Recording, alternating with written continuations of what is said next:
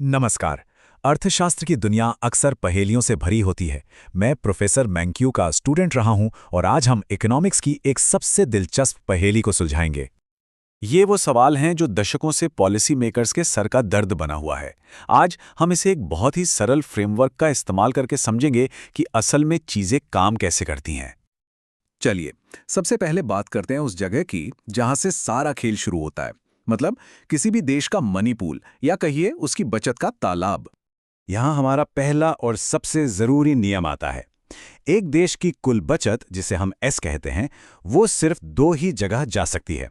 या तो उसे देश के अंदर ही इन्वेस्ट किया जाता है, जिसे हम आई कहेंगे, जैसे कि कोई नई फैक्ट्री लगाना, या फिर उसे देश के बाहर इन्वेस्ट किया जाता है, जिसे हम एनसीओ कहते हैं। इस एनसीओ को ऐसे समझिए, ये बस ये बताता है कि हमारे देश का कितना पैसा बाहर के देशों में इन्वेस्ट हो रहा है और बाहर वालों का कितना पैसा हमारे देश में लग रहा है, इसका नेट हिसाब। यही वो पुल है जो हमारी अर्थव्यवस्था को पूरी दुनिया से जोड़ता है। तो ये बाजार, मतलब लोन वाले पैसों का बाजार, बिल्कुल किसी सब्जी मंडी जैसा ही है। फर्क सिर्फ इतना है कि यहाँ सब्जी है लोन पर मिलने वाला पैसा और उसकी कीमत है असली ब्याज दर। जब पैसा यानी सप्लाई बहुत ज्यादा होती है तो ब्याज दरें कम हो जाती हैं, और जब उधार लेने वाले यानी डिमांड ज्यादा होती है तो दरें बढ़ जाती हैं। सिंपल। ठीक है, तो पहेली का एक हिस्सा तो जुड़ गया। अब चलते हैं दूसरे और उतने ही जरूरी हिस्से की तरफ, वो ग्लोबल मार्केटप्लेस जहां अलग अलग देशों की करेंसी का लेन देन होता है। और यहीं पर है असली कनेक्शन, वो जादू की चाबी जो सबको जोड़ देती है। देश से बाहर जाने वाला पैसा यानी एनसीओ हमेशा देश में आने वाले पैसे के बराबर होना चाहिए, जिसे हम नेट एक्सपोर्ट्स या एनएक्स कहते हैं। ये एक टू वे स्ट्रीट है। जब हम बाहर कोई प्रॉपर्टी खरीदते हैं तो विदेशियों को हमारी करेंसी मिलती है ताकि वो हमारा सामान खरीद सकें। तो इस फॉरेन एक्सचेंज मार्केट में जो कीमत है वो है रियल एक्सचेंज रेट। और यही रेट ये पक्का करता है कि विदेश में इन्वेस्ट करने के लिए जितने डॉलर जा रहे हैं उतने ही डॉलर की डिमांड भी हों हमारे एक्सपोर्ट्स खरीदने के लिए। तो अब हमारे पास दो मार्केट हैं और दोनों एक दूसरे से जुड़े हुए हैं। अब समय आ गया है अपने उस बड़े सवाल पर वापस जाने का। क्या बजट घाटा और व्यापार घाटा सच में जुड़वां भाई हैं? चलिए एक एक करके समझते हैं। मान लीजिए सरकार बहुत ज्यादा उधार लेने लगती है। इससे क्या होगा? वो देश की कुल बचत में से एक बड़ा हिस्सा खींच लेगी। तो अब बाजार में उधार देने के लिए पैसा कम हो गया, और जब किसी चीज की सप्लाई कम होती है तो उसकी कीमत बढ़ जाती है। यहां कीमत है ब्याज दर, तो ब्याज दरें ऊपर चली गईं।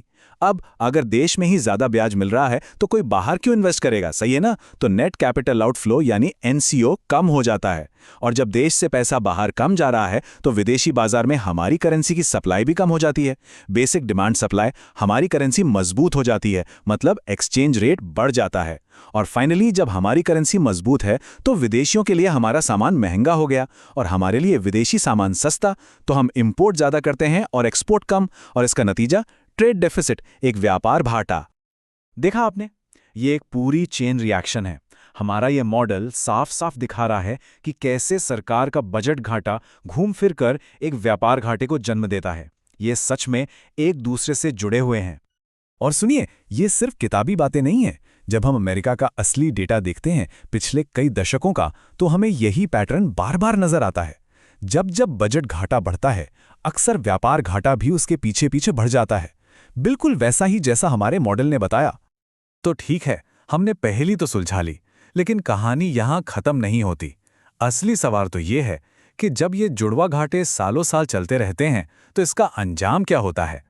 इसे ऐसे समझिए, अगर कोई अपनी कमाई से ज्यादा खर्च करता है तो उसे उधार लेना पड़ता है ना? देश भी बिल्कुल ऐसा ही करते हैं।